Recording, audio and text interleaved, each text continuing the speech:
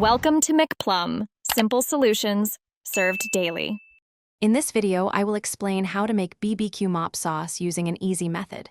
First, gather your ingredients. You'll need 1 cup of apple cider vinegar, 1 cup of water, and 2 tablespoons of your favorite BBQ rub. Also, have a medium saucepan and a whisk ready. This simple approach ensures a flavorful sauce without complex steps, perfect for enhancing your grilled meats. Next, combine all your liquid ingredients in the saucepan. Add your dry spices, like 1 tablespoon of paprika and 1 teaspoon of garlic powder, then whisk everything thoroughly until well combined.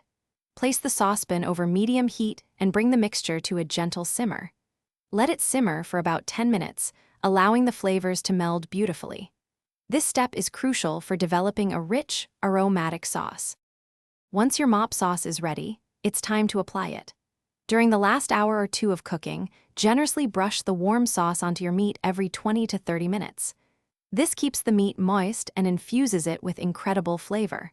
For any leftover sauce, simply store it in an airtight container in the refrigerator. It will stay fresh for up to 5 days, ready for your next barbecue session. Here are a few extra tips for your mop sauce. Feel free to adjust the spice levels to your liking, perhaps add a pinch more cayenne pepper for a kick, or a bit less for a milder taste. Also, don't hesitate to experiment with different vinegars, such as white vinegar or balsamic, to create unique flavor profiles. Remember to check the description for a link to the Owala water bottle and other great deals. Enjoy your perfectly mopped barbecue.